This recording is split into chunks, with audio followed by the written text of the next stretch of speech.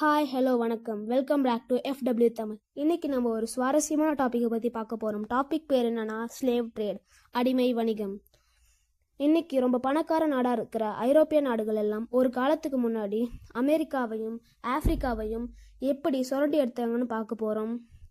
இந்தியாவை தேடி வந்த ஒரு நபர் வழிமாறி போய் எப்படி ஒரு புதிய கண்டத்துக்கு போனார்னு பார்க்க போகிறோம்.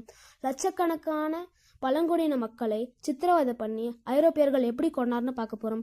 இதையெல்லாம் விட முக்கியமாக சத்ரபதி சிவாஜி மகாராஜா இந்த ஐரோப்பியர்களை எதிர்த்து எப்படி கேள்வி கேட்டார்னு பார்க்க போகிறோம்.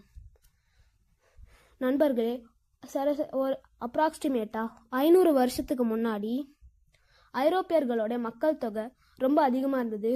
ஆனால் அவர்களோட வளங்கள் காலி ஆயிடுச்சு.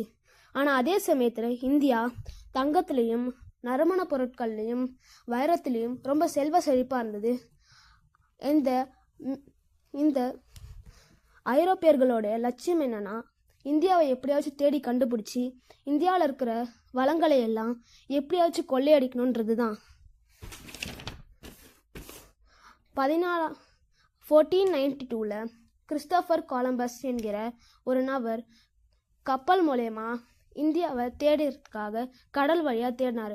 ஆனால் அவர் திசை மாறி போய் சேர்ந்தது ஒரு புதிய கண்டமான அமெரிக்கா. அங்கே இருந்த மக்களையும் நிலத்தையும் பார்த்து அவர் நம்ம இந்தியாவை கண்டுபிடிச்சிட்டோன்னு ரொம்ப சந்தோஷமாக நினச்சாரு. அங்கேருந்த மக்களை எல்லாம் பார்த்து அவங்களுக்கு ரெட் இண்டியன்ஸுன்ற பேரை வச்சாரு. அங்கே எல்லாம் கொஞ்ச காலத்துக்கு அப்புறம் தான் தெரியுது அவங்க எல்லாம் இந்தியர்கள் இல்லை, நம்ம வழிமாறி வந்துட்டோம், நம்ம ஒரு புதிய கண்டத்துக்கு வந்துட்டோன்னு. அதே சமயத்தில் போர்ச்சுகலும் ஸ்பெயின், பிரான்ஸ், பிரிட்டன் இந்த மாதிரி நிறைய ஐரோப்பிய நாடுகள் படையெடுத்து அமெரிக்கா பக்கம் வந்தாங்க. இங்கே வந்து பார்த்ததுக்கு அப்புறம் தான் தெரியுது இங்கே ரொம்ப செல்வ செழிப்பாக இருக்குது. இங்கே இருக்கிற மக்களுடைய வளங்களை எப்படியாச்சும் கொள்ளையடிச்சாங்கன்னு இந்த ஐரோப்பிய நாடுகள் நினச்சாங்க. அவங்க நேரடியாக இவங்கக்கிட்ட மோதணும்னு நினச்சாங்க. ஆனால் நேரடியாக அவங்கக்கிட்ட மோதி அவங்களால ஜெயிக்க முடியலை. அதனால் அப்போ தான் அவங்கக்கிட்ட அவங்களுடைய ஒரு மிருகத்தனமான எண்ணம் வெளியே வந்தது. அவங்க ஸ்பெயினில் இருக்கிற ரொம்ப ஆபத்தான நோய்களை அங்கே பரப்பி விட்டாங்க. என்னென்ன நோய்னா ஸ்மால் பாக்ஸ், சிக்கன் பாக்ஸ், கொஞ்சம் வைரஸ், இந்த மாதிரி நிறைய நோயை அமெரிக்காவுக்கு கொண்டு வந்தாங்க, அங்கே பரப்பி விட்டாங்க. இந்த நோயெல்லாம் தாங்குற அளவுக்கு அமெரிக்காவில் இருக்கிற அந்த பழங்குடியின மக்களுக்கு சக்தி இல்லை. கொத்தா லட்சமாக மக்கள் இறந்து போனாங்க. மீதி இருந்த மக்களை இந்த ஐரோப்பியர்களே சாகடிச்சிட்டாங்க. இதுக்கப்புறம் அங்கிருந்த பெரிய நிலங்களை அவங்க விவசாயத்துக்கும் சுரங்க வேலைக்கும் உபயோகப்படுத்தணும்னு நினச்சாங்க. இப்போ ஒரு பெரிய கண்டமே அவங்க கைக்குள்ளே வந்ததுனால இங்கே இருக்கிற வளங்களை எல்லாம் தோண்டி எடுக்கிறதுக்கு அவங்களுக்கு மேன் பவர், மனித உழைப்பு தேவைப்பட்டது. இதனால அவங்களுடைய கண் ஆப்பிரிக்கா பக்கம் திரும்பிச்சு. ஆப்பிரிக்காவில் இருக்கிற மக்கள் எல்லாம் இயற்கையாகவே ரொம்ப சக்திசாலியாக இருந்தாங்க. அவங்களால எந்த நிலைமையிலையும் உயிர் வாழ்கிற அளவுக்கு அவங்கக்கிட்ட சக்தி இருந்தது.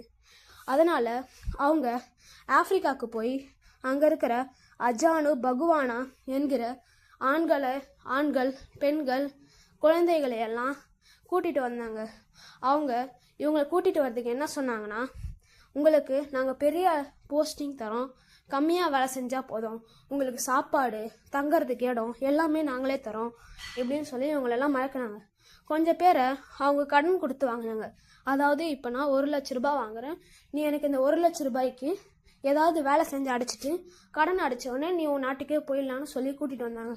இந்த மாதிரி வராத மக்களையும் அவங்க சங்கிலியால் கட்டி அடித்து ஒரு பெரிய கப்பலில் அடைச்சி அமெரிக்காவுக்கு கூட்டிகிட்டு வந்தாங்க. அங்கே வந்ததுக்கப்புறம் தான் தெரியுது அந்த மக்கள் ஏமாந்துட்டாங்கன்னு. ஏன்னா அவங்களுக்கு ஒரு வேளை சாப்பாடு தான் கொடுத்தாங்க.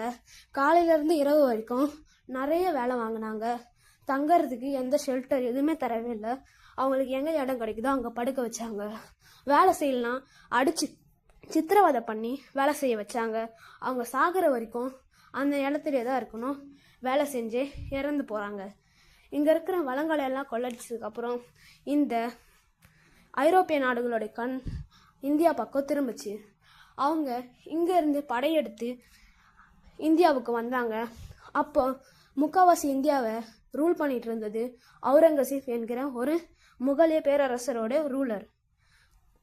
அவர் ரொம்ப சக்திசாலியான ஒரு ரூலர்.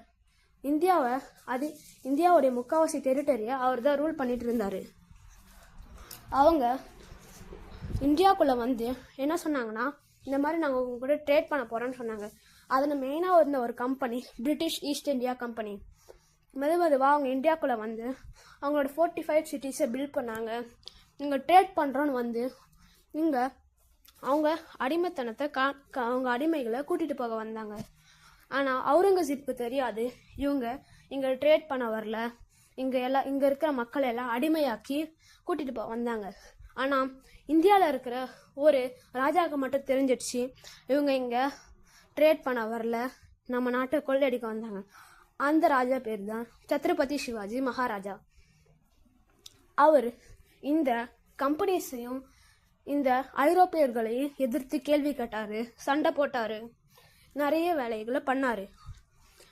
ஆனால் அந்த ஐரோப்பியர்கள் எதுக்கும் துணியலை. ஏன்னா இவங்ககிட்டையும் ஸ்ட்ராங்கான நேவி இருந்தது, கப்பல் படை இருந்தது. இதற்காக சத்ரபதி சிவாஜி மகாராஜா அவரும் ஒரு ஸ்ட்ராங்கான நேவியை கிரியேட் பண்ணாங்க. ஆனால் முகலியர்கள் மாதிரி இல்லை. சத்ரபதி சிவாஜி மகாராஜா ஃபுல் டைம் நேவின்னு ஒன்று பில்ட் பண்ணார். இது வெறும் ட்ரேடிங்காக மட்டும் இல்லை, முழு நாளுமே கண்காணிக்கிறதுக்கும் தாக்குறதுக்கும் இந்த நேவியை உருவாக்குனார். ஆனால் முகல்ஸ் மாதிரி இல்லை, அவங்க எல்லாம் வெறும் ட்ரேட் பண்ணுறதுக்கு மட்டும்தான் நேவி வச்சுருந்தாங்க. இந்த மாதிரி நிறைய வார்ஸை வேஸ்ட் பண்ணார். ஆனால் அவங்க போகிற மாதிரி இல்லை. ஆனால் இந்த ஐரோப்பியர்களுடைய ஒரு இம்பார்ட்டன்ட் சிட்டி தான் குஜராத்தில் இருக்கிற சூரத். இது ஒரு ஃபோர்ட் சிட்டி. இங்கேருந்து ட்ரேட் பண்ணலாம், ஸ்லேவ்ஸை கடத்திட்டு போகலாம், எல்லாமே பண்ணலாம். அதுக்கப்புறம் சிவாஜி இறந்து போனார், அவுரங்கசீப் இறந்து போனாங்க. இந்த ஐரோப்பியர்களுடைய பலம் இந்திய பலமும் ஆதிக்கமும் இந்தியாவில் அதிகமாச்சு. இதே மாதிரி தேங்க்யூ ஃபார் வாட்சிங். இதே மாதிரி அடுத்த வீடியோவில் ஒரு சுவாரஸ்யமான கண்டென்ட்டோடு வரேன். தேங்க்யூ.